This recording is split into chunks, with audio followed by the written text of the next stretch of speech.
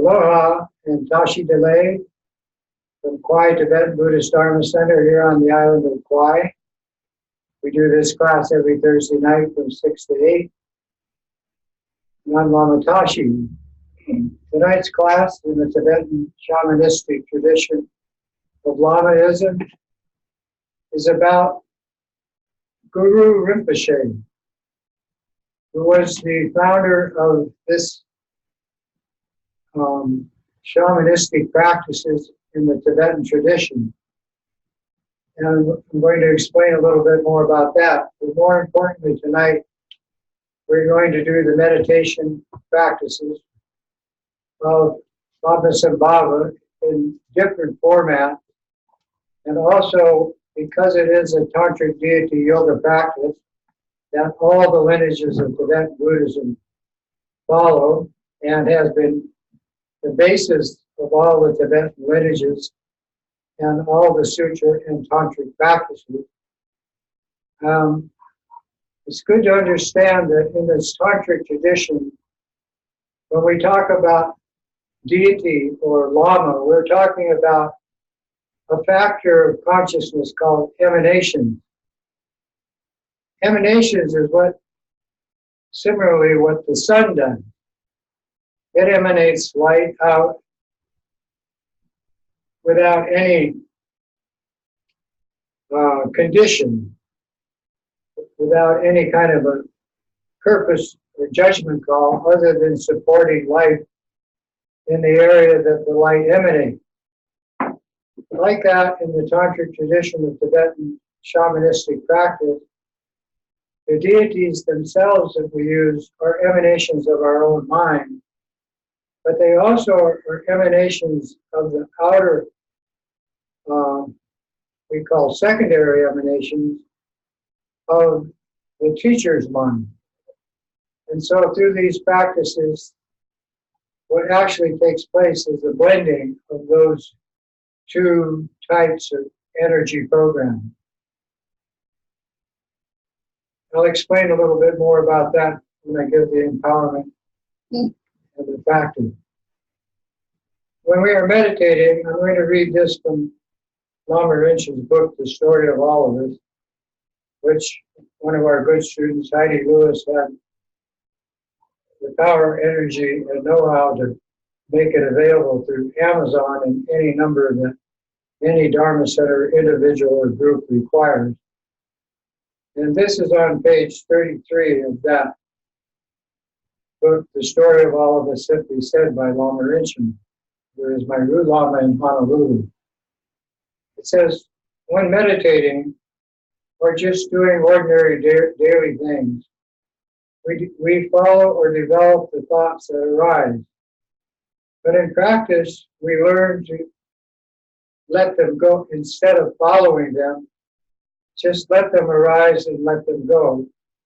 And in the process, make no judgment about what occurs. This means that for worldly aspirations, whatever we sense is too strong. By that I mean the sensual perceptions themselves are the cause of how we are. And that's because we've taken what is called a form body or taken birth. Now, to understand birth in comparison to the emanation body or the body of light, there are three kinds of birth that take place on a planet. The first one is from moisture and heat. The second one is from egg, and the third one is from the womb. All of these are called karmic births because they are based on the karmic tendencies that we have created over many, many, many past lives that cause these three types of birth to take place on a planet.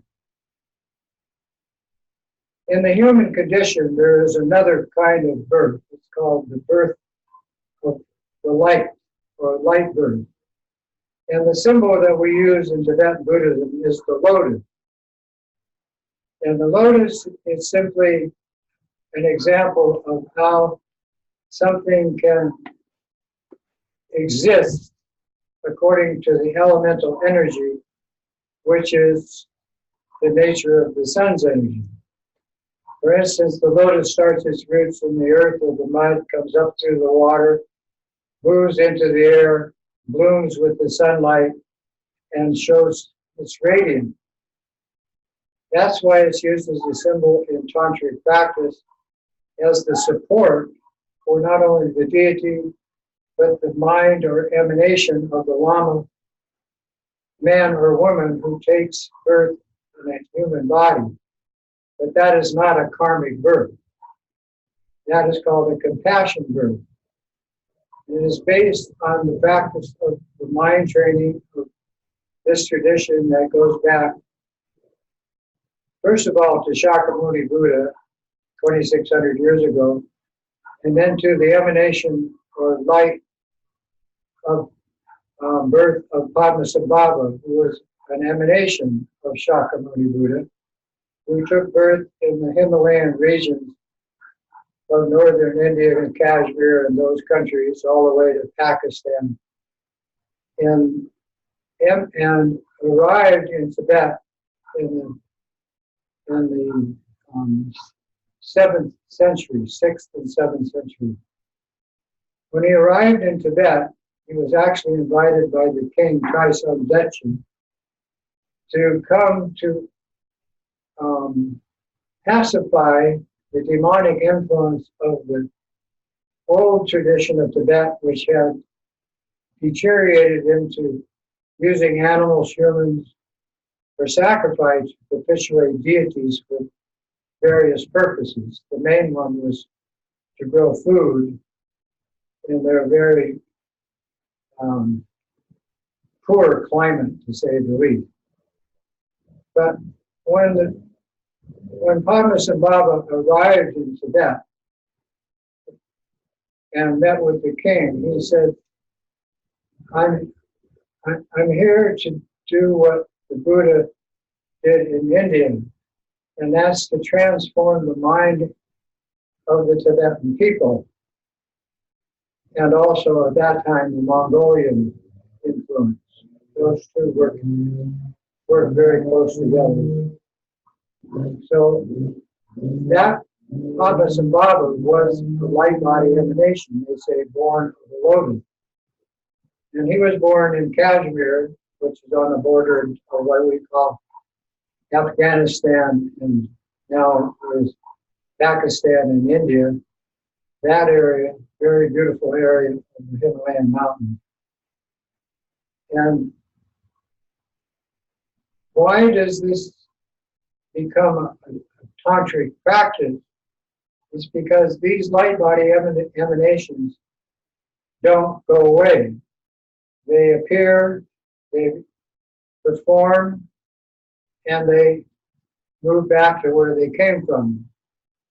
But they don't take what we call karmic birth. They don't appear as energy life forms in the spirit, animal, or human world. But in our world, they appear only to help to train the minds of humans. That's their purpose. And all of the practices of Tibetan shamanistic Lamaism are only for that purpose, to tame the mind of human beings. So when one is describing the mind, whether it is resting in emptiness or distracted in the world, it is to develop along what we call the fivefold path. And this fivefold path is based on the outer world as the five elements, and the inner world as five remedies that transform all of the emotional dysfunctions that human beings possess. That said, this is how we define what is called the level of realization of the natural mind of human beings. And it's interesting to note that only human beings could do this. And in this day and age, because of the extreme dysfunction of the human condition and the overwhelming number of humans on the planet today, this greatly limits who can do this, who can develop with these teachings of Padmasambhava and of the Buddha Shakyamuni. And that's simply because there are 4 requirements to restructure or tame the mind. The first one is to have the inclination. That is based on having performed these practices and having developed the mind in previous lives. The second one is in this life having the ability, mental and physical ability, to train the mind with these practices. The third one is to have the leisure time to be able to perform sutra and tantric practice in a volume that would cause one's ordinary mind to be transformed into the mind of a bodhisattva or a Buddha. And the fourth one is to have support. Now, support doesn't mean just the availability of these spiritual practices. It also means to have a place to practice, enough food to eat, shelter, and so forth. And spiritual friends, which we call in the Buddhist tradition, Sangha. And have the availability of the Sangha with teachers, which is where the Lama comes in. Now, speaking of the Lama, the first Lama in Tibetan Buddhism was a woman who was trained by Padmasambhava in Tibet, a Tibetan woman, and her name was Yeshe Soygyal. And she is the one that's responsible for what we call all of the tradition of Tibetan Buddhism today. She's the one that proliferated the practices throughout Tibet and parts of Mongolia and eastern China. And down to the present day, that tradition, for many, many karmic reasons, is now available almost everywhere on the planet to human beings that have the 4 requirements: the inclination, the ability, the leisure time, and support. And that's us. And that's this purpose of this Thursday night class every week. To start the class tonight, we're going to start with the refuge prayer. And the refuge prayer is involved in 3 parts. The first part is the unique, what we call purpose of this as a state of mind, and it's called the altruistic motivation. And why is it unique? Because in no other tradition on the planet are those traditions presented as an all-pervasive method for not only humans, but for all the animals and all the spirits in the entire universe. So we have this refuge sheet. We're going to start with the prayer of the altruistic motivation. And I'll chant it in Tibetan, and then we'll do the refuge prayer in the bodhicitta prayer. In order to attain enlightenment, we read this together. For ourselves and all sentient beings as our mother, we now all together take refuge and when possible offer prostration. We go for refuge to all the glorious holy lamas. We go for refuge to all the idams who are the deities gathered in our mandala practice. We go for refuge to all the Buddhas, those who have conquered the mind and gone beyond. We go for refuge to all this supreme Dharma. We go for refuge to all the noble Sangha. And we go for refuge to all the Dakas and Dakinis, who are the protectors and defenders of the Dharma. All of the above possessing the eye of transcending awareness. To the Buddha, the Dharma, and this Supreme Assembly we go for refuge until enlightenment. May I, through merit gained from practicing the 6 perfections, accomplish Buddhahood for the sake of all sentient beings. That said, I'll chant the altruistic motivation prayer, and then we'll all together do the Sanskrit of the refuge and bodhicitta prayer. Nadam yova nange dadam yampe sanchen danche dudine junde chisi jenshu ningpo lashi bardu. All together. Vade Lama Dampa Namla Chapsu Shio Yeda Chokor Nipaso Namla Chapsu Shio Sanjay Chom Dende Namla Chapsu Shio Dambe Chur Namla Chapsu Shio Dambe Jur Namam Japsu Shriyo Dambe Gendum Namla Japsu Shriyo Tavo Gandro Jokyum Same Shoeshe Nishendam Depa Namla Japsu Shriyo Sanjay Shodam Shokti Shodam Vajay Chu Bardu Dadi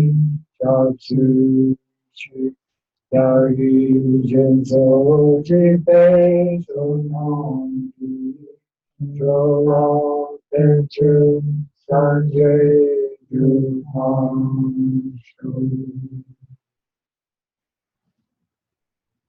All of the sutra and tantric practices are based on this altruistic motivation and the support of the 3 jewels, which are the Buddha, Dharma, and Sangha, and the 3 roots of tantric practice, which are the Lama and the Lama's peaceful and protector's Dakini symbol.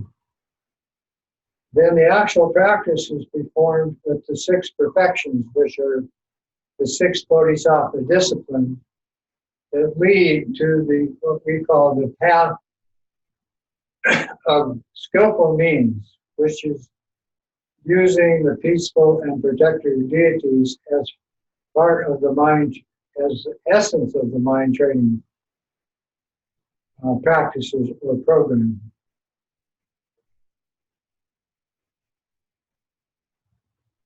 These 6 perfections are presented in such a way that it seems like we should already be doing this in this worldly situation.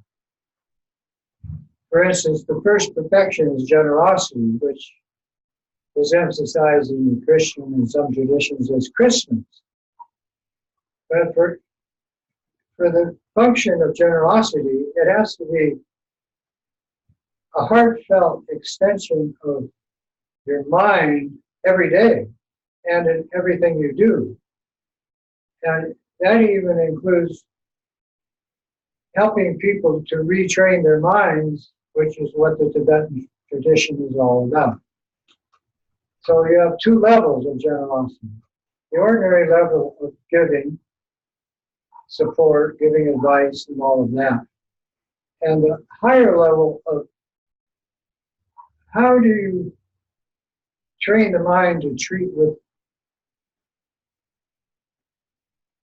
deal with the emotional tendencies that have followed you from lifetime to lifetime, that inadvertently arise with sometimes unwholesome or disastrous results. That's what we call the relative level, is the worldly way of being generous. And the ultimate level of giving people information, support, and advice on how to deal with the emotional energy and the way to transform it so that it's no longer exists so that the judgment call of, of how we interact with everybody and everything is removed entirely. That's highest generosity. The second of these 6 bodhisattva disciplines is morality. Well, there's a problem with morality because one person's morality is another person's evil. So we simplify down to 3 ways, 3 things. Applying it, first of all, to never harm yourself. Never harm another person or sentient being, animal, human, spirit, or the environment. And the third aspect of morality is to be kind and considerate. In other words, interested in the well-being of every single sentient being you connect to somehow, with your mind or with your body or however. And then ethics and good manners according to what culture you're in, for instance, or where you are on the planet, what kind of people, what kind of environment are you in, and so forth, the natural world itself. The third bodhisattva discipline, perfection, is patience. And again, applied 2 ways: is patience for yourself, patience for others, and patience with nature itself. Because it has its own program. And actually, it's an example of how we should be, because it's completely non-judgmental in the application, universal application. The 4th bodhisattva tradition is perseverance, diligence. That these first 3 on both the ultimate and relative level of practice constantly, and that you also apply this to your practice of meditation, yoga, mind training, in whatever level you find yourself. The Hinayana is all about the self, removing the pain and suffering of the individual by his or herself. That's called the Hinayana. And that is what the Buddha taught thousands and thousands of years ago, which evolved in what we now call the Hindu tradition. Then we have the Mahayana level, which is about including everybody as the purpose of your practice. So that all of your practice, whether it be sutra or tantra, isn't about you, it's about everybody else. And you have to understand there's no such thing as separation. So if it's for everybody else, it's for you. The 6th level is intentionally moving your mind away from the drama world of this relative conditioned existence, which is very unfavorable, that we find ourselves in the human world, into the structure of your mind where there's no judgment whatsoever. That is called mindfulness. And that one is applied to every thought and every sensual perception that your body presents to you, which is all coming from outside. So what in reality are you doing? And the sixth level is called insight with knowledge, with knowing how to use it.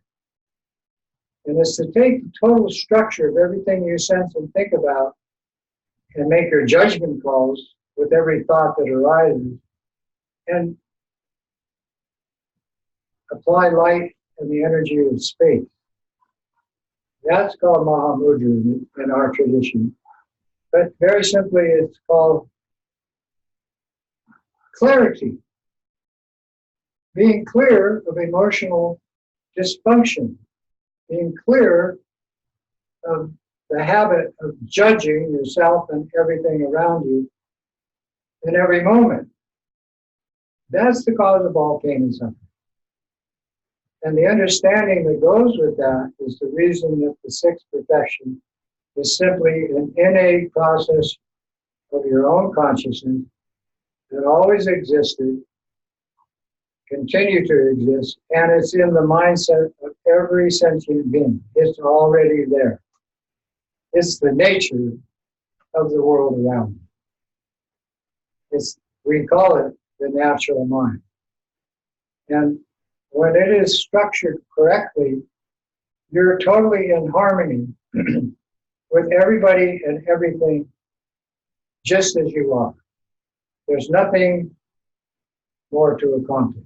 There's nothing beyond that. And to help with that, then we introduce the sutra and tantric practices of Tibetan shamanistic Lamaism.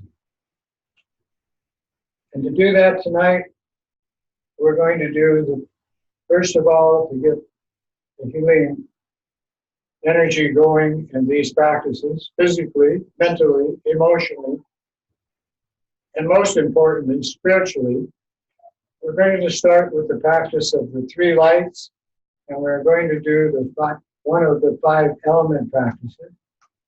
And then we will start the Padmasambhava empowerment and practice, which will be, if we have time, presented 3 ways.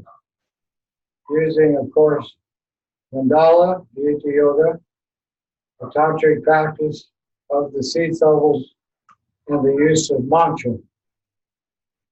Sit with your back straight, and we'll first do the 3 lights prana yoga practice, breathing yoga, which brings one into a state of peace, the first level of accomplishment. Sitting, one sits with the back straight, head tilted a little bit forward, mouth closed, hands in a comfortable position on the knees or in the lap, and the eyes slightly open with the gaze to the space and light energy 2 feet in front. Do not look at a wall or object, just simply what's right in front of you. Then bring your consciousness, your awareness, your focus to the breath. When inhaling, you use your imagination, your mental function of producing symbols to the breath. Inhaling, you visualize the air coming in, which possesses all the elements, as white light filling your lungs. The middle breath, or absorption breath, is the spontaneous function of that producing energy through the body, and you visualize that energy flashing through every cell in your body as red light. Then you combine these 2 into one and exhale it out the nose as blue light, as a healing breath or a powerful accomplishment breath to space.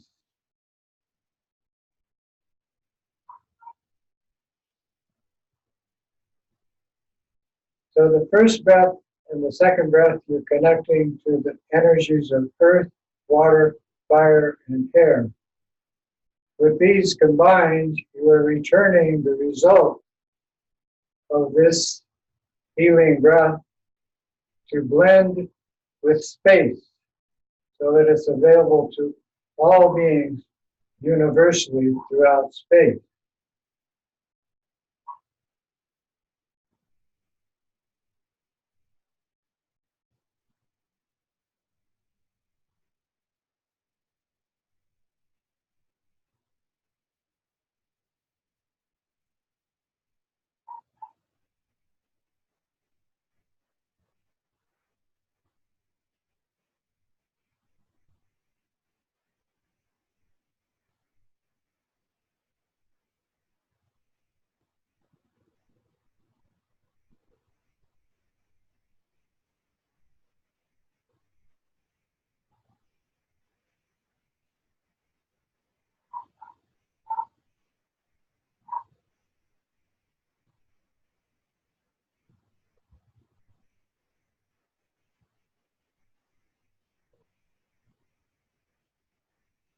You do this 3 light breathing practice until you feel yourself start to settle and remove your connection to the worldly activities of the day.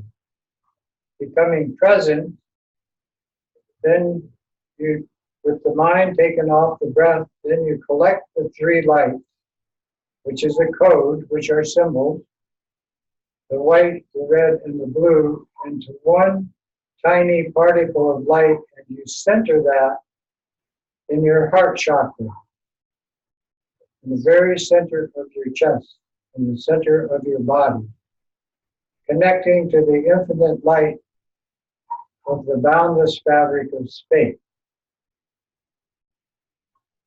And you rest in that dimension, contemplating space.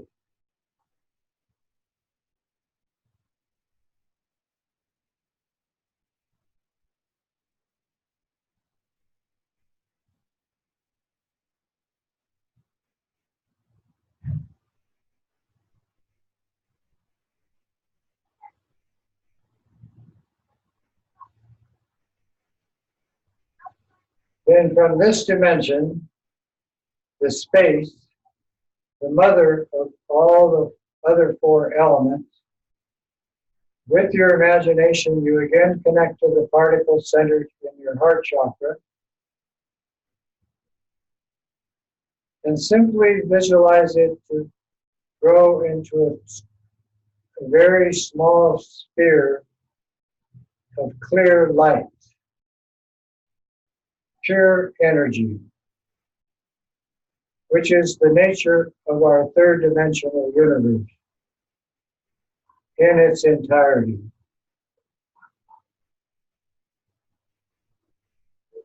In keeping your focus and your imagination together, you expand that tiny sphere of clear light, grow it until it becomes about the size of a small marble. They say about the size of your thumbnail. And we're going to use one of the 5 element symbols of tonight. We're going to use the blue sphere symbolizing water. It is the basis of not only the human condition, but all life forms of animals and humans who take life on planet.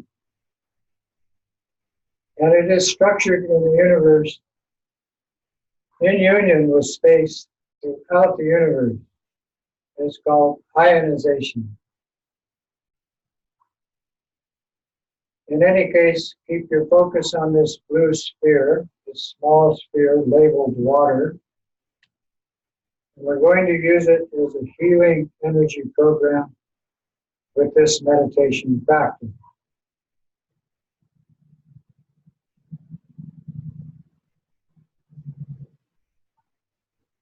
Keeping your focus and imagination together, visualize this small blue sphere to move out in front of your body and up before your eyes, 2 feet in front.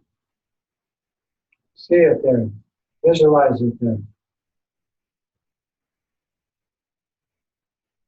Your imagination is called your 3rd eye.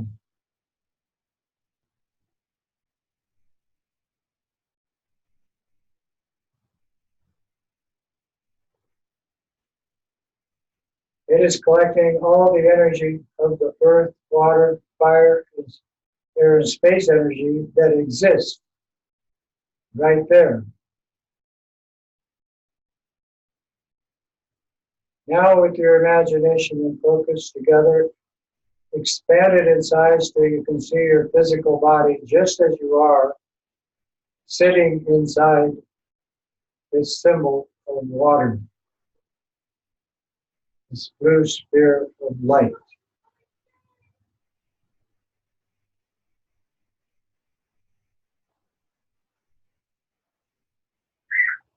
Just stay present, make no judgment about it. Just keep the visualization and your focus together.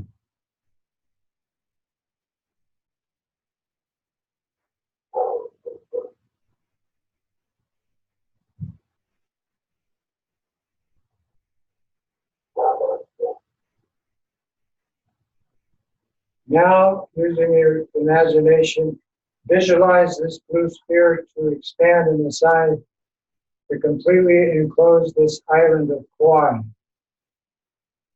And if you are watching, wherever you are, to completely enclose your town, city, or a large area of where you are doing this practice.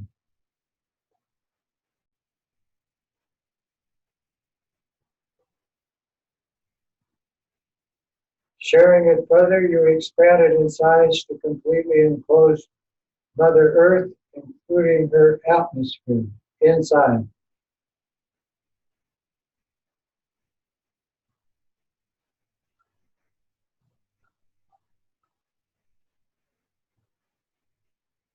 Expand the water symbol to completely enclose the solar system, visualizing the sun and planets and everything for billions of miles in diameter inside.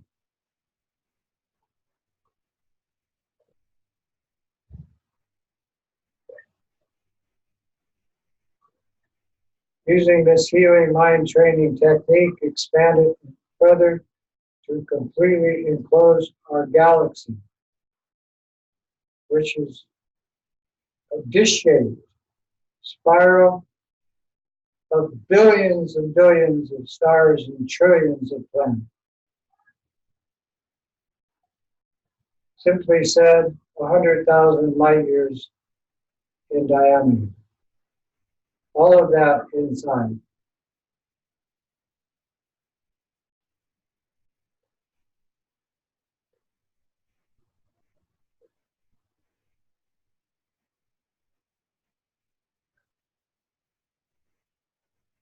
Then moving beyond your conceptual mind's ability, simply expand it to include boundless space. And as you move again into this dimension, simply relax in the present moment and contemplate space.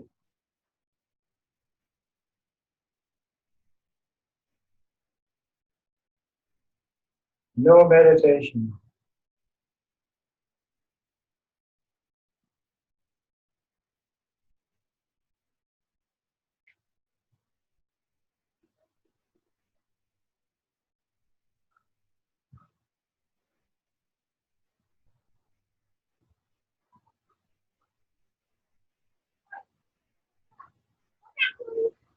And if you need a reference for what you are contemplating, it's right in front of your eyes.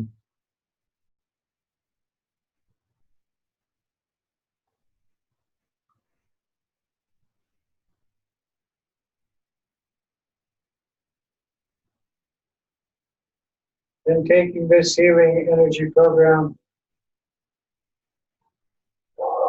with your imagination, return and visualize the blue sphere labeled water to completely enclose our galaxy.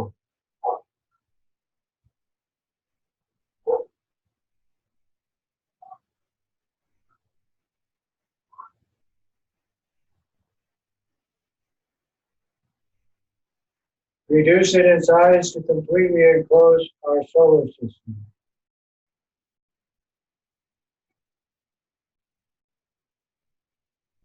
Shrink it to completely enclose Mother Earth.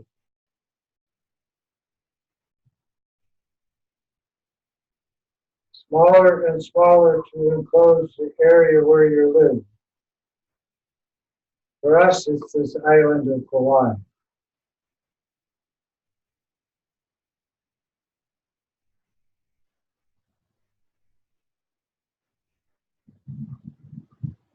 Been very much smaller to just enclose your physical form inside, receiving the full healing or life force energy of the entire universe, which, as we know, is totally interconnected into each and every one of them. No separation.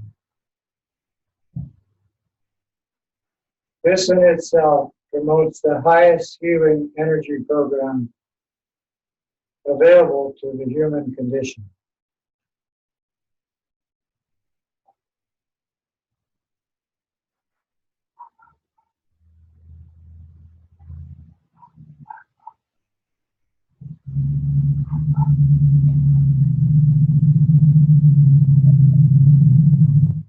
Then to finish the practice, return the sphere to its very original, small, tiny size, about the size of your thumbnail, to 2 feet in front of your eye.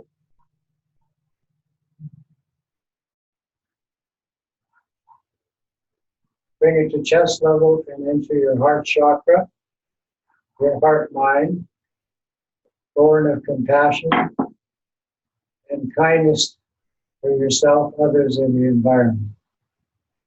That's the heart mind, or heart chakra.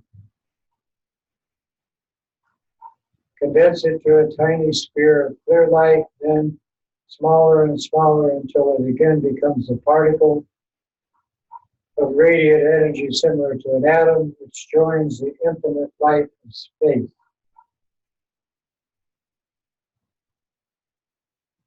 Rest in the state of contemplating space. The practice is to simply stay present while doing it. No meditation.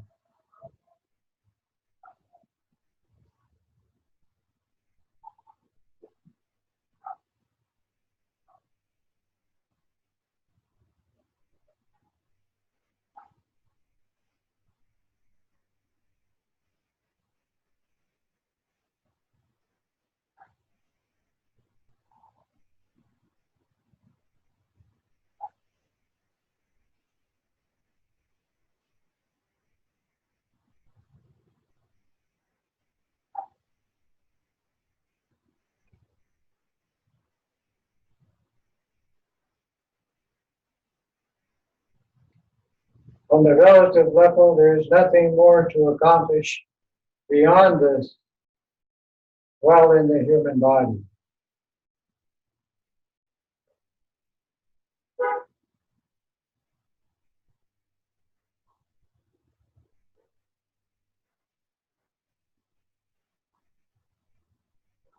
Return your awareness to in front of the eye, your eyes, spread it throughout the area of your practice. And smile. You're on Buddha camera. We have to ad-lib a little bit. Now, when Lama Rinpoche explains mind training, the relative level is more of a physical mental accomplishment, because the mind and the consciousness are totally integrated up until they separate at the moment of leaving the body. While in the body, the 5 elements are in union with 5 states of energy as an internal program. It exists outside of us as the elemental nature, which is universal. It doesn't have a timeline. It doesn't have a beginning. It doesn't have a middle. It doesn't have an end. It exists on its own, and it is non-judgmental. It is simply support. But inside this condition, which is the natural state outside, is part of our physical being. And in the mental application of this, we use, like we did the 5 types of symbols, earth, water, fire, air, and space, in that healing meditation, to accomplish the universal internalizing this, you must intellectually understand this wisdom energy, because it's applied not just physically and mentally, but emotionally. And when you do that, you're combining the 3, which really can't be separate, physical, mental, and emotional, into a state of powerful energy. And understanding it is the key. So you must understand that, first of all, everything and everyone is your mind producing. Believe, not believe. And the way to state that is everything is totally integrated into you. To be independent is actually counterproductive. To be interdependent on all levels of social structure, especially on this planet, is absolutely necessary. And this state of interconnectedness is called a Buddha field because it's universal. It applies to everyone. It applies to everything. That's the first realization of the way things are according to your spiritual applications of these various practices that we do. The second one is that the real purpose of what we are doing is to set up circumstances and situations that allow others to progress to understand their connection to the natural world in a way that's healing, and this internal involvement with it, which is simply to be concerned for the well-being of everyone and the environment. And that's called compassion. Its basis is loving kindness, which is the ultimate antidote of any form of disease. Physical, mental, emotional, spiritual. Loving kindness. What the mother symbolizes to the only child. The third is that your true nature is based on nothing whatsoever. It's based on energy. And we are energy feeders. What is the energy? It is light throughout space. It composes everything, either elemental or, as we are now talking, spiritual. Insight. And how to use that. That's the heart mind. That's the natural way of the Sutra and Tantra progressing for the practitioner that uses those paths with skillful means, which we are going to do with this Padmasambhava. The fourth level is very, very simple. This is the Buddha field. Everything's equal. No such thing as supernatural. That's a concept. No such thing as inferior. Good, bad, high, low, all of that. You can't find a middle and you can't find a circumference, a boundary. Equal. And you treat everybody and everything in that state of equanimity. This is actually the ultimate remedy to arrogance, pride, conceit, aggrandizement. What is aggrandizement? Well, the dictionary says it's the need to be adored. It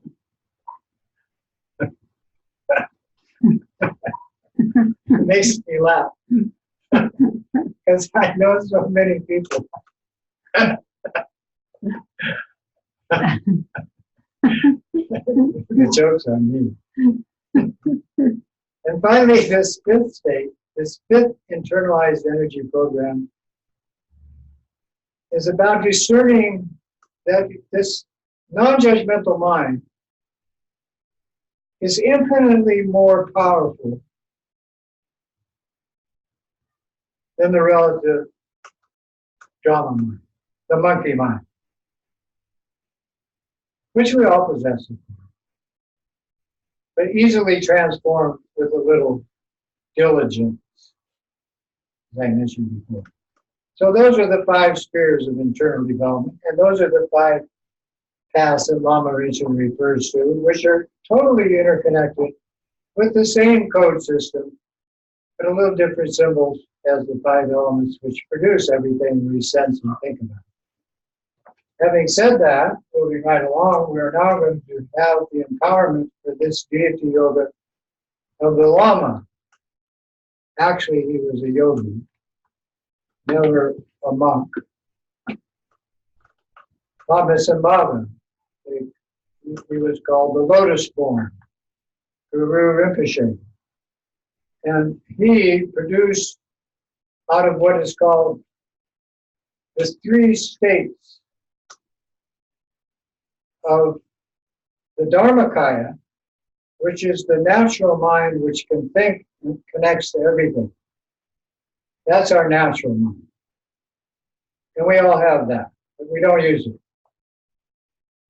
And then the Sambhogakaya, which is the imagination and focus producing a symbol in human form, either as a lama or as a deity, to transform the mind into realizing that everything is simply a light show. Why are we so emotionally bound by it? In a word, the answer is habit.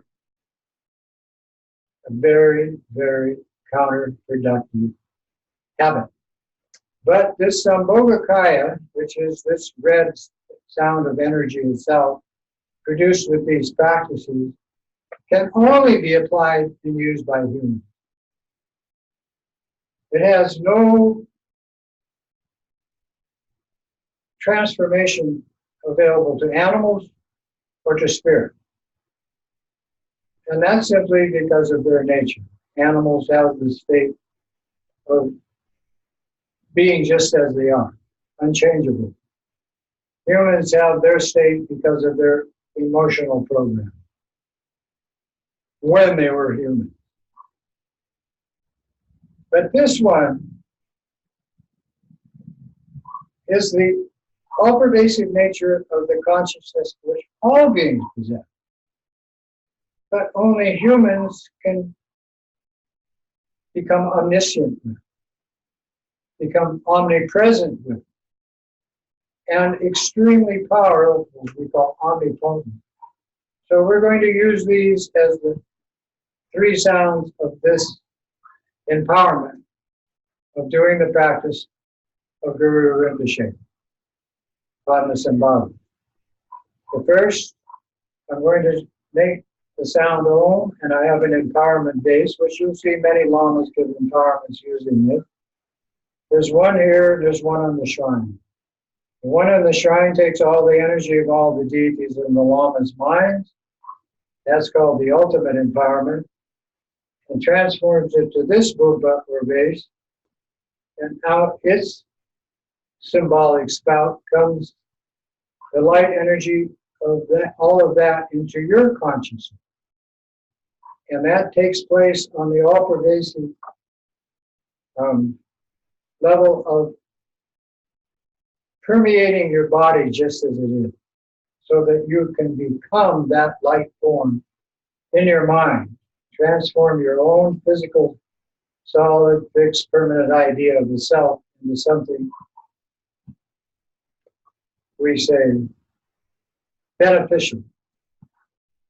So sit with your back straight. So the first empowerment is for the body to become the rainbow body of the practice, in this case, Guru Rinpoche, the reincarnated emanation of the Buddha Shakyamuni. As this takes place from the Lama's forehead in front of you, representing all the Lamas of all the traditions of Tibetan Buddhism and all the lineages from Padmasambhava down to the present day. You see white light coming into your head from the Lama's head, and we sound Om. Inhale. Om.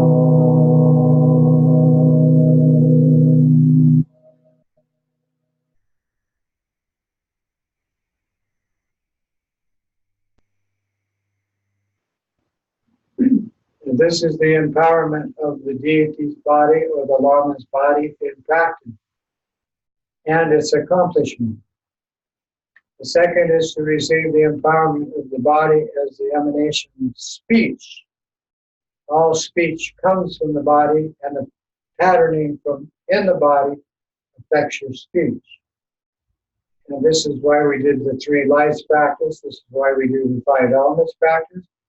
And now we are going to accomplish it with the ultimate practice of this symbol, Padmasambhava. Sound, ah. Visualize the red light from the Lama's throat to your throat. Inhale. Ah.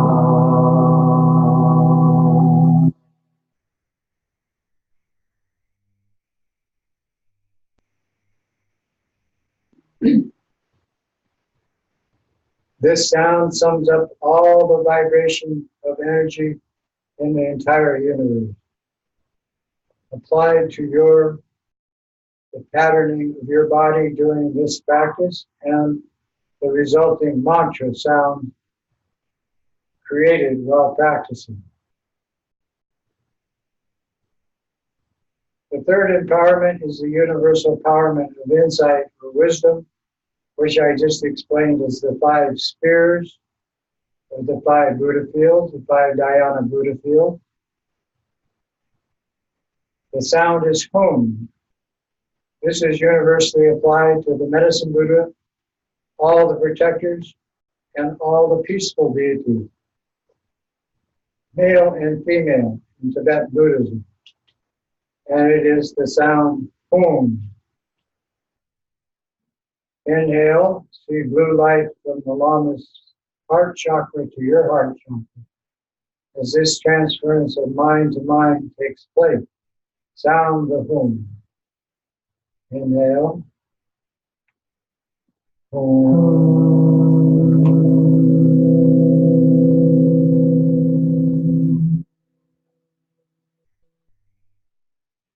This sound embedded in your heart now emanated out to all beings, all the humans, all the animals, and all the spirits in the entire universe. Again, sound of hum. Om.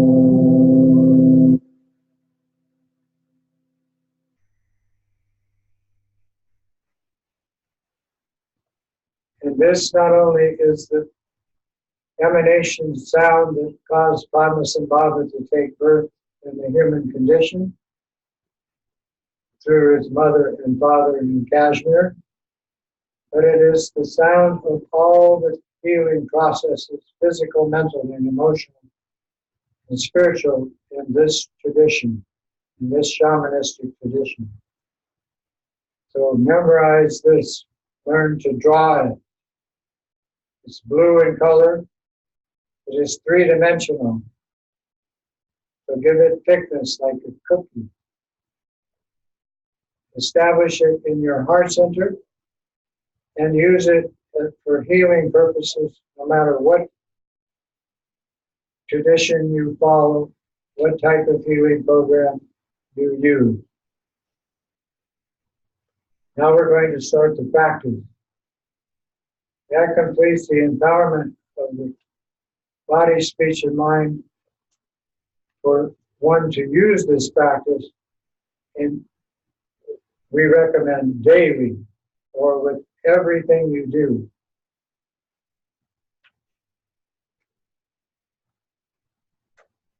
I'm going to start with the tradition that we use with the protector practices and the medicine Buddha practice. And this is called the prayer of Padmasambhava that promotes ultimate healing. Hum, on the northwest border of the country of Kashmir, called Udayana, on a pollen bed of the lotus flower, which is the symbol of emanation as light, endowed with the most marvelous realization, you are renowned as the lotus born.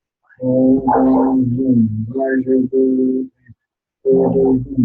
Om Hum Vaja Guru Siddhi Hum. Om Vaja Guru Siddhi Om. Hum Vaja Guru Siddhi Hum. Om Vaja Siddhi Hum. Om Vaja Guru Siddhi Om. Vaja Guru Siddhi Om. Vaja Guru Siddhi Om. Vaja Guru Siddhi Om. Vaja Guru Siddhi. Okay. Om. Vaja Guru Siddhi Om. Vaja Guru Siddhi Om. Vaja Guru Siddhi Om. Vaja Guru Siddhi Om. Vaja Guru Siddhi Om.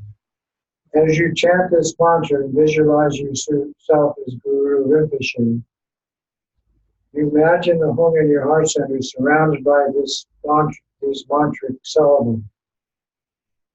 At the same time, you project the Om Hum out to your mother, father, friends, relatives, everybody you have found, pets, animals, lovers, enemies, everybody that hates you, then the whole human race and all the animal world. You keep projecting this so your mind is filled with the infinite universe, filled with spirits, every inhabitable planet with animals and humans, as this deity. Your body, speech, and mind connecting. Om Hum Vaja Guru Pema Siddhi Hum. Om Hum Vaja Guru Pema Siddhi Om.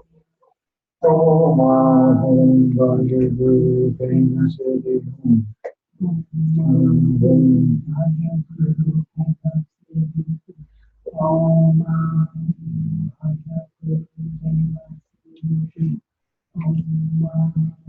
Vaja Guru Pema Siddhi Vaja Guru Pema Siddhi Hum. Om Vaja Guru Pema Siddhi Om. Vaja Guru Pema Siddhi Om. Vaja Guru Pema Siddhi Om. Now keep your visualization as you as this Buddha, Padmasambhava. And I'm going to finish the reading of the mantra and this prayer. This is actually taken from the Dhruv top of Mahakala. This is how we start our Mahakala retreats and our group practices. It goes like this. Om Hum Vaja Guru Pema Siddhi Hum. Om Hum Vaja Guru Pema To Train Sa Vaja Samaya Za Sarvasi Pala Hum Pri Ma Hare Nisa Raza Pri Ya Sita Pring Za. Mama and assembly of Dakinis, pay attention. We have aspirations for the enlightenment of the spiritual sons and daughters of all of this tradition. Please bless my body with your wisdom body. Please bless my speech with your wisdom speech. Please bless my mind with your wisdom mind. Please bestow the four empowerment. By blessing, cleanse the four streams of my being. By blessing, purify the four paths of practice. By your blessing, may we obtain the four bodies of the Buddha. Om Hum Vaja Guru Pema Devi Wadakin Kaya Abhi Kinza Om Waka Abhi Kinza Am Sita Abhi Kinza Om Sarva Abhi Kinza Kri. At this point, you've completely dissolved your mandala of all being as Guru Rinpoche into the home in your heart center. Then you, as Padmasambhava, disappear with the mantra into the home in your heart center. It transforms into the syllable Kri. This is the infinite manifestation of light throughout the universe, symbolized by Amitabha Buddha, the Buddha of infinite light.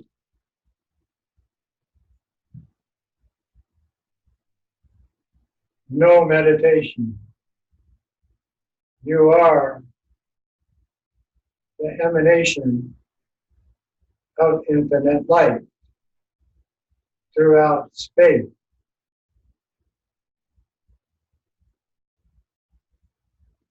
Relax, be present, make no attachment to any thought that arises, don't follow them, or any sensation from your body. Simply keep your ultimate awareness state as the present moment in timeless awareness.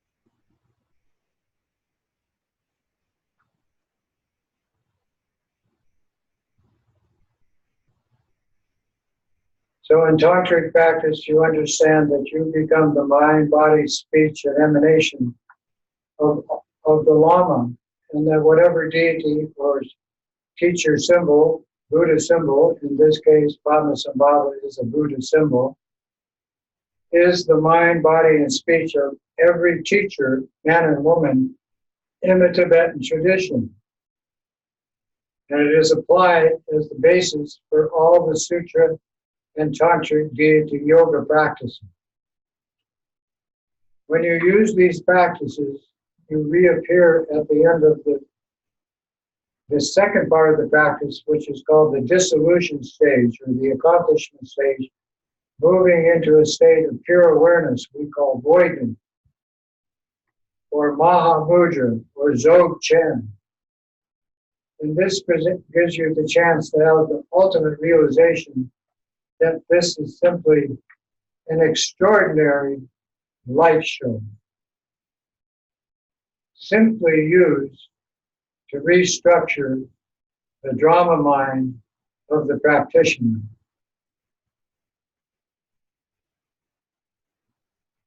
And we're going to do this in a little different format. And this is the practice of the Chenrei Z. But at the beginning of the practice, it starts with Padmasambhava. So I'm going to read that. Om Hum Vajra Guru Pema Siddhi Hum. Grant the most excellent and ordinary cities. Hum. O Lama Jetson Pema To Thring Sao. Padmasambhava, together with your host of knowledge holders and infinite Dakini surrounding you throughout space, the energy of the universe itself. To this mandala of victorious ones, to whom the three roots, lamas, all the lamas, deities, and protectors converge. I pray with devotion and intense yearning that my three doors of body, speech, and mind gather the virtue, enjoyments, and wealth, and those of all others that I have karma with also enjoy. In this world of phenomenal experience, all manner of delightful sense pleasures with nothing left out and nothing incomplete, all of this I offer as a universal offering of Samantra Bhadra, representing the universe as a feast of supreme bliss that we experience. Lovingly accept this mind offering with delight. May it fulfill our sacred bond of practice. Guru Rinpoche, I beseech you. These hosts of knowledge holders, lamas, deities, sky dancers, dakinis, and so forth, all of you grant your blessing. Grant the most excellent and ordinary cities to me, your devoted child. I pray, purify all impairments and breaches of my Samaya commitment to do these practices. Liberate outer, inner, and secret obstacles, all intervoidness of basic faith. Unite my complete awakening, until my complete awakening, hold me inseparable from you. May longevity, merit, experience, and realization increase with my practice, like the waxing moon. Grant your blessing for the spontaneous fulfillment of all my wishes. Om Hum Vajra Guru Padma Siddhi Hum. Om Hum Vajra Guru Padma Siddhi Hum. Om Hum Vajra Guru Padma Siddhi Hum. Okay, so now you again become Padmasambhava, the Hum in your heart center, and you again project this to your all mother, father, relatives, friends, lover, enemies, the whole human race, all the animal world, and all the spirit world that exists in the universe. Om Hum Vajra Guru Padma Siddhi Hum. Om Hum Vajra Guru Padma Siddhi Hum. Om Hum Vajra Guru Padma Siddhi Hum. Om Hum Vajra Guru Padma Siddhi Hum. Om Vajra Guru Padma Siddhi Hum. Om Vajra Guru Padma Siddhi Hum. Om Vajra Guru Padma Siddhi Hum. Om Vajra Guru Padma Siddhi Hum. Om Vajra Guru Padma Siddhi Hum. Om Vajra Guru Padma Siddhi Hum. Om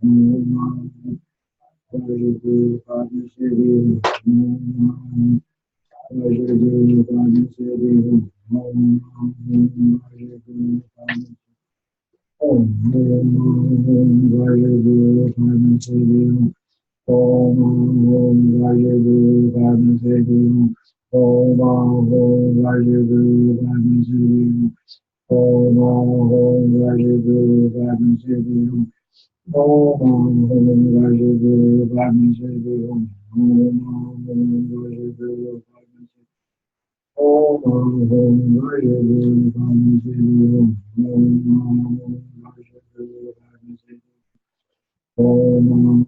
Vajra Guru Padma Siddhi Hum. Om Vajra Guru Padma Siddhi Hum. Om Om Om Vajra Guru Vani Sedi Om Om Vajra Guru Vani Sedi Om Om Vajra Guru Om Vajra Guru Vani Sedi Om Om Vajra Guru Vani Sedi Om Vajra Guru Vani Sedi Om Om Om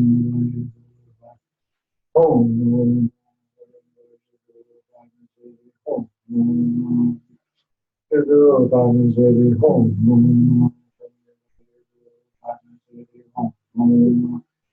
Fire Guru Bani Sedi Hom Fire Guru Bani Sedi Hom Guru Bani Sedi Hom Fire Guru Bani Sedi Hom Sedi Hom Fire Guru Bani Sedi Hom Bani Sedi Hom Pay. Pay means to cut. Cut the mind of egocentric involvement. When you say home, home, our home, Vajraguru Pema City, home, the ending home is applied to everyone you have karma with, animals, humans, pets. So you see the home in their heart center, their Padmas and Bhavi, they're your teachers. Om Om Vajraguru Padma City, home. Om Om Vajraguru Om Om Vajraguru Padma City Om Om Vajraguru Padma City Om Vajraguru Padma City Om Vajraguru Padma City Om Vajraguru Padma City Om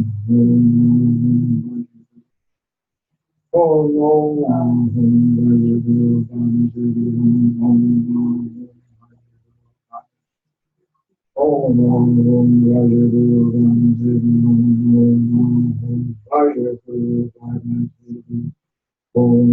Hey. So, train, cell, Rajas of mind, Sarva City, Father, Home, Karma, Ay, Punya, Jhana, Bhukti, Guru. So, wow. Now you dissolve all the sentient being that you emanated from your heart, from your home. With this mantra, all those emanations transformed into the teacher, Guru Rinpoche, collect into you. And you as the central figure dissolve into your heart mantra, which circled the home. Then the home disappears into the dimension of space, the infinite light of space, which is symbolized like a 5-color sphere of light. And then you expand that sphere outward until it blends with the totality of boundless space. This is the mind training in insight. Your all-pervasive nature. Relax, no meditation. Simply be present in the timeless moment of ultimate awareness. No judgment, no meditation, no blocking any of your thoughts, no connecting. All your sensual perceptions projecting. Do not interfere. Just remain relaxed, peaceful, and present.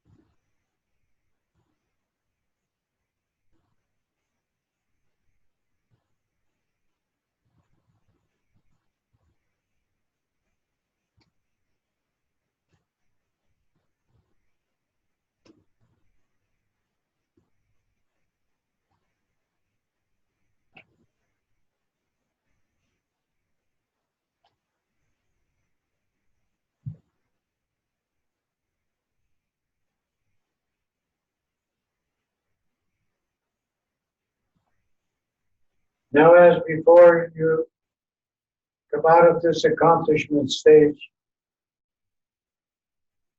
of ultimate awareness into this world again as Padmasambhava. Then post-meditationally, all of your mindfulness is projecting that spiritual image to others that you would otherwise make unnecessary and unskillful judgments about, whether it be individuals or groups, at any level of society.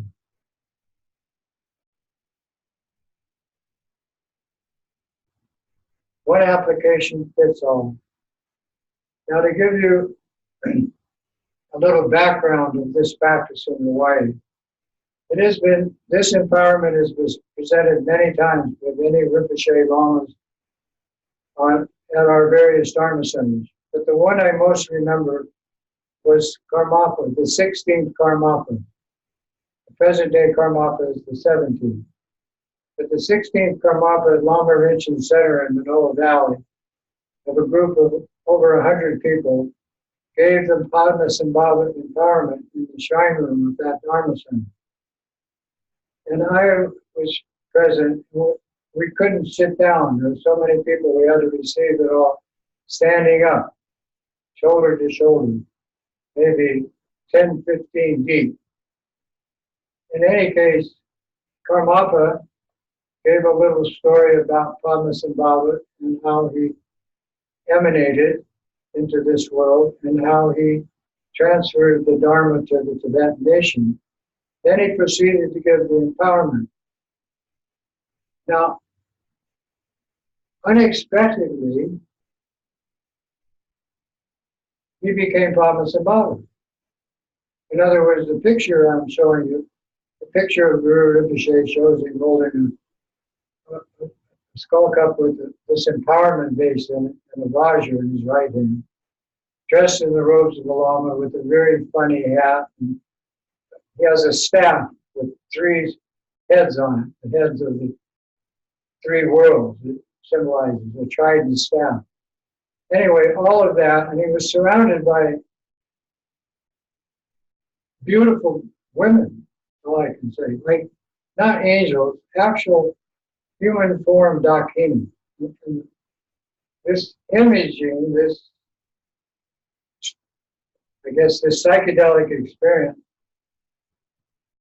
filled space. And the room that we were in disappeared. And that was the experience of this empowerment that it gave. And afterwards, I discussed it with Lama Rinchen and some of the Dharma members. And I have to say, I wasn't the only one that had that visualization, that heartfelt experience. But it burned into my mind because it was so 3D, it was so spatial. Here we all confined in that room, packed in that shrine room, like sardines. This is like, that didn't exist. And of course, there was a leftover feeling in the physical body of bliss, which lasted for some time. But it changed my life. That was 1981. And I actually was living on Maui, but I was helping Lama Rinchen establish his Dharma Center, which was a 4-story building in Manoa, filled with Dharma people, renting the rooms, and kitchen in the basement, and all of that. So now we're going to do the final practice. This is 3 rounds of, 3rd round of mantra practice. And this is connecting to the ultimate nature of awareness itself, which is our all-pervasive mind, which is our natural mind. All of us have it. We just don't use it. And this is from the Perfect Clarity book a Tibetan anthology, which I recommend that every serious meditator in the Tibetan tradition have this book. And this is on page 177. It is called The Ultimate Confession of Simplicity by Guru Rinpoche, revealed by Lama Chogyur Lingpa. And it starts with the sound Ah. So let's all make that sound. Inhale.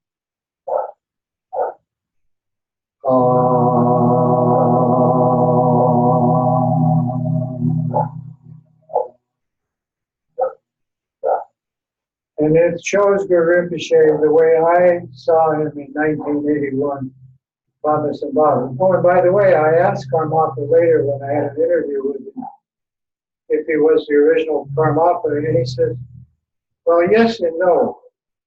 He says, you know, everything changes in the temporal world. But yes, I am an emanation. And yes, I do have a strong link to this teacher and lineage. That was his answer.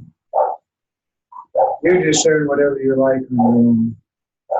But we're all emanations in the true state of consciousness. And now we are emanations of these various aspects of wisdom, mind. Dharma Dhatu itself is devoid of fabrication. Nothing exists as solid, fixed, and permanent in this state. How mistaken are we regard to it as dual, as a subject-object existence, like making judgments of good and bad, high and low, and so forth. How deluded are the attributed characteristics to all things that we do as humans with our mind. I confess this in the expanse of great bliss, free from all fabrication and judgment. Samantrabhadra is devoid of being good or bad. How tiring it is to regard her or him as a dual existence, like good and bad, high and low, and so forth. How pitiful it is to hold him or her as pure or impure. I confess this in the expanse free from any judgment call of good and bad. Bodhicitta is devoid of birth and death. How tiring it is to regard as being now and later, past and future. How boring, how deluded to hold this as a state of being and actually think that one is born or dying. I confess this in the expanse of unchanging immortality, timeless awareness in itself. The great sphere is devoid of sides and corners. How tiring to regard it as having form and substance.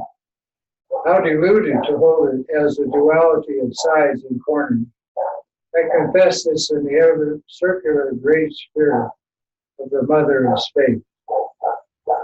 The state is unchanging throughout the three times. How tiring it is to regard it to have this wisdom nature have a beginning or end. How deluded to hold it as a duality of transformation and change. I confess this in the unchanging great sphere of natural bliss.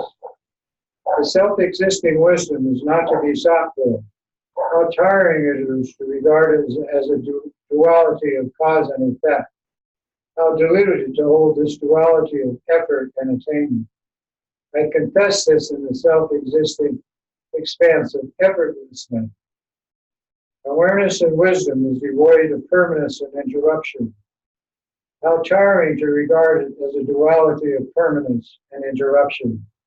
How deluded to view it as existence or non-existence. I confess this in the wisdom space free from permanence and interruption. The pure Dharmata is devoid of center and edge. How tiring to project or dissolve partiality to a center and edge, or even to space. How deluded to claim it as having a center or boundary. I confess this in the pure Dharmata, free from center or circumference. The celestial palace is devoid of outside and inside. How tiring it is to regard having an outside and an inside. How deluded to hold it as a duality of being wide or narrow. I confess this in the space of being free from being wide, narrow, outside, or inside. The space of the mother is devoid of high and low. How tiring to regard it as a duality of above and below. How deluded to hold this duality of high and low in one's mind. I confess this in the Bhagavad womb, free from being wide and narrow. Dharmakaya, one's natural mind, is all pervasiveness itself, devoid of divisions. How tiring to regard it as an object in the mind. How deluded to hold this duality of world and being as actually existing. I confess this in the space of non-dual wisdom. Whatever is done or experienced is nothing but the display of the father and the mother. How tiring to regard it as individual thought. How deluded to misapprehend it with names and labels. I confess this in the space free of fixating on this display in any way whatsoever. Awareness wisdom has not risen from within. How sad is this ignorant, deluded mind. It perceives the formless phenomena as concrete and having attribute. I openly confess this in the natural space of the wisdom mother womb. When not realizing the nature of non-arising, how miserable is this mistaken mind of the individual. It apprehends the non-arising phenomena as ego and a self, which never existed. I openly confess this in the non-arising space of great bliss. When the nature of dharmata is not cognized in the mind, one cannot understand that appearance and existence are totally illusory, and so give rise to attachment to all material things and wealth and so forth, and the eight-worldly dharma. I confess this in the unattached dharmata of non-arising. Not understanding this samsara is devoid of self-nature. All of this energy of pain and suffering is based on concrete attributes that phenomena are all to be permanent, and fixates on attributes of unvirtuous karma. I openly confess this in the space of faultless enlightenment. When not realizing the capital nature of being equal, one apprehends friends or deluded companions to be permanent. How mistaken is the mind of this ignorant person. I openly confess this in the space of the nature of equality itself. When not facing the true nature of dharmata voidness, one abandons this true nature and endeavors in unvirtuous actions of the drama mind. Discarding the Buddha's words, one is deceived by mundane distractions continually. I openly confess this in the dharmata space of great bliss. When awareness wisdom is not liberated in itself, one abandons the self, cognizant nature, endeavors in distracted activity. How pitiable is such meaninglessness, sentient being. I openly confess this in the spirit from the approaching or keeping distance. When deities and protectors possessing the samaya, the vow of wisdom, mind, if this yogi or one's yogini practices this commitment of samaya correctly, what happens is the delusion of not realizing the view disappears.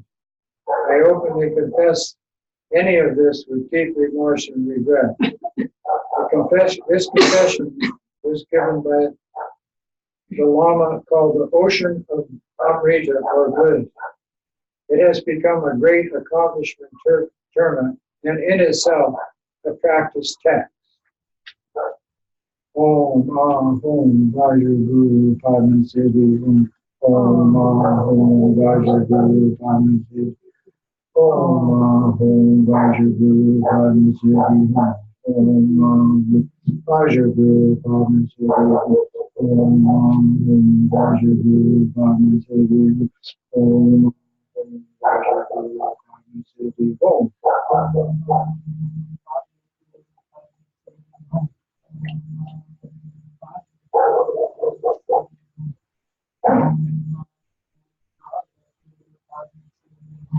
Om Ahum Vajragu Padmaseri Hum. Om Ahum Vajragu Padmaseri.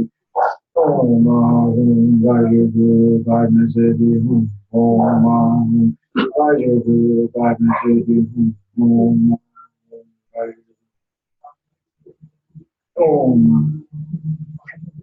Padmaseri Hum. Om Ahum Vajragu Padmaseri. Vajragu Padmaseri Hum. Om Ahum Vajragu Padmaseri. Om Ahum Vajragu Padmaseri Hum. Om Ahum Vajragu Padmaseri. Om Ahum Vajragu Padmaseri. Om Ahum Vajragu Padmaseri. Om Ahum Vajragu Padmaseri. Om Ahum Vajragu Padmaseri. Om Ahum Vajragu Padmaseri. Om Ahum Vajragu Padmaseri. Vajragu Padmaseri. Om Ahum Vajragu Padmaseri. Om Ahum Vajragu Padmaseri. Om Ahum Vajragu. Om Ahum Vajragu Padmaseri. Om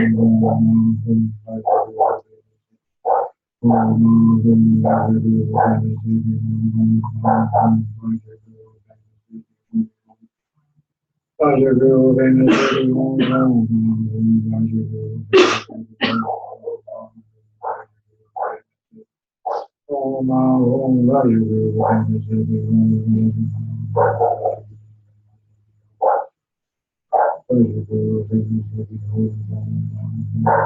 Om Ahum Vajragu Padmaseri. Om Ahum Vajragu Padmaseri. Vajragu Padmaseri.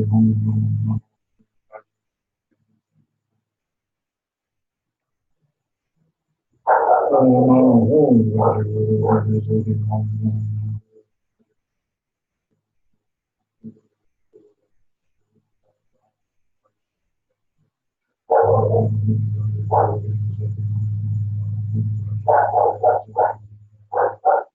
Om Vajragu Padmaseri.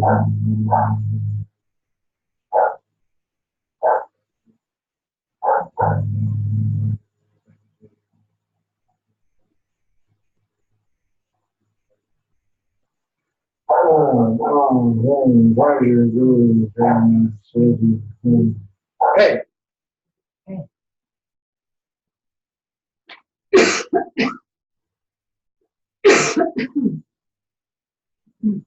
And as before, all sentient beings as Guru Rinpoche dissolve into you, the central symbol. You as this deity dissolve into the heart mantra, which causes the emanations to occur infinitely in a state of timeless awareness. The heart mantra dissolves starting with the Om, Ahum, all of it, syllable by syllable, into the Hum, central Hum. It's surrounded by a five-colored sphere of light. Disappears into space by shrinking that sphere of light smaller and smaller until it becomes a very, very tiny sphere of clear light. And smaller and smaller and tinier until it approaches the state of the particle in your heart center, similar to an atom, and blends with the infinite light of space, your natural mind of all-pervasive awareness. Relax, in bliss, no meditation, no judgment.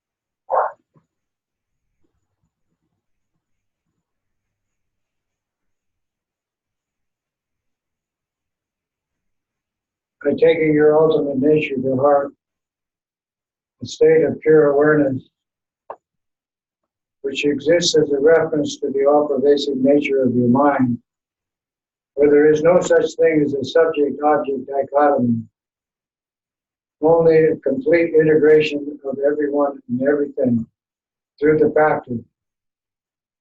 As illusory, Baba symbol, illusory, everything, illusion. Because you don't see that, you suffer from delusion. That breeds ignorance, perpetuates trauma, infinite pain and suffering, and the need to take karmic births emotionally in the human world, or the spirit world, or the animal world.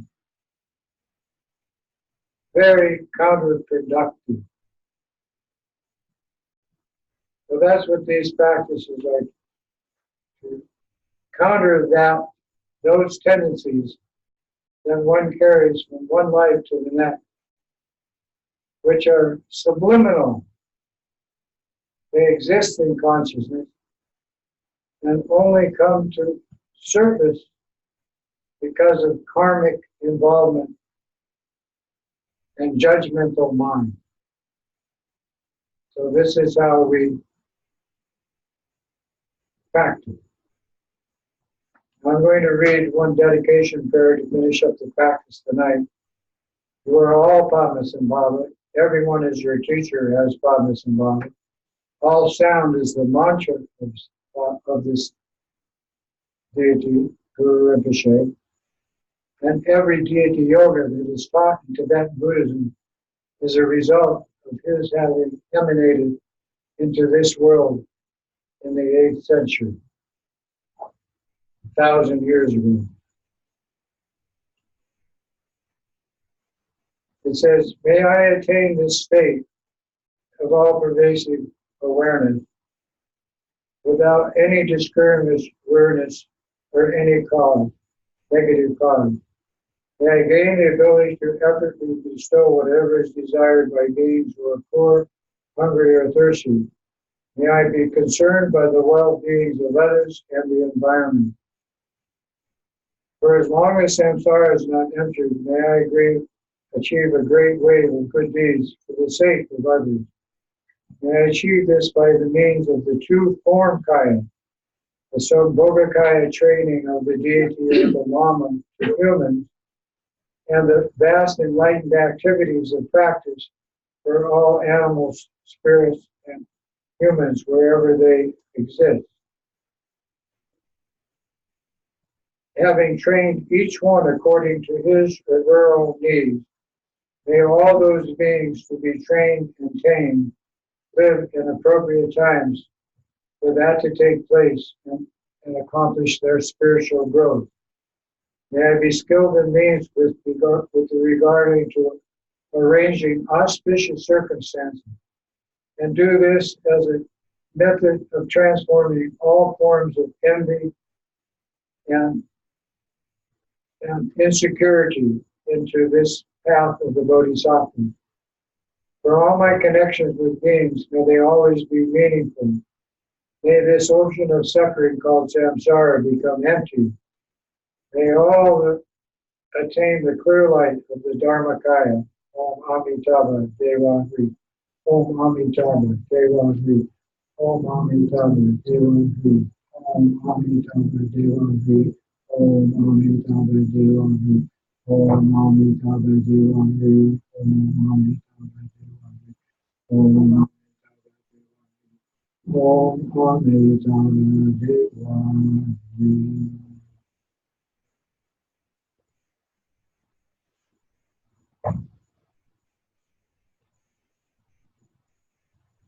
Dewa Di Nurdu Dam, Chaga Chapula Jugurni, Dowa Chenki Malu Dam, Dei Sava Gotashu, Sanjay Kuso, Limpai Jimwa Dam, Chodi Nurdu, Dimpai Jimwa Dam, Hindu Niche, Dubai Jimwa Ki, Chitar Gomon, Molon, Ju,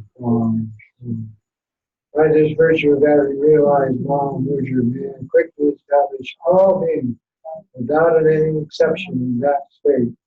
For the blessings of the Buddhas who attained the three bodies, for the blessing of the unchanging truth of this Dharma, and for the blessing of the unwavering aspirations of the Sangha, that's us.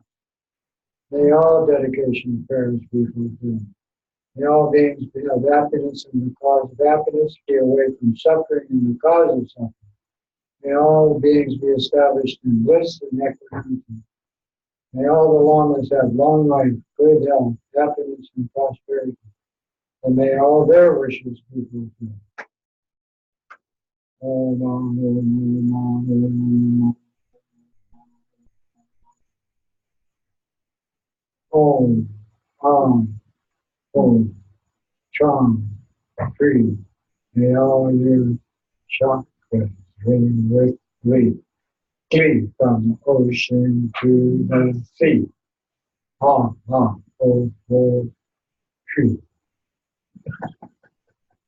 Aloha, Tashi.